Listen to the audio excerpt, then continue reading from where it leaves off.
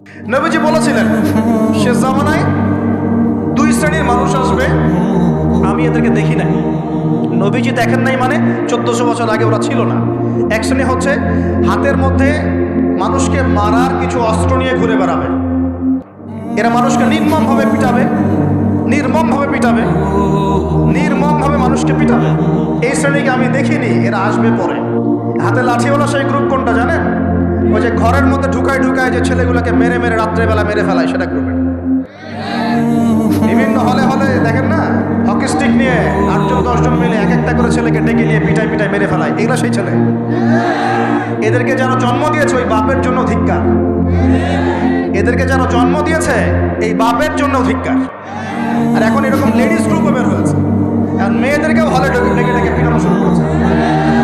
তোমরা কি মনে করো যে 5 জন 6 জন 10 জন মিলে একজনকে সারা রাত টর্চার করে মেরে ফেলানোর মধ্যে সুপুরুষ? তুমি সুপুরুষ, তুমি অনেক বড় বীর।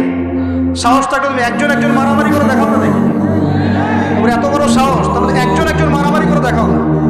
আসো রিংয়ের মধ্যে আসো, রিংয়ের মধ্যে আসো, তারপর দেখি তোমার কত শক্তি, আমাদের কত শক্তি।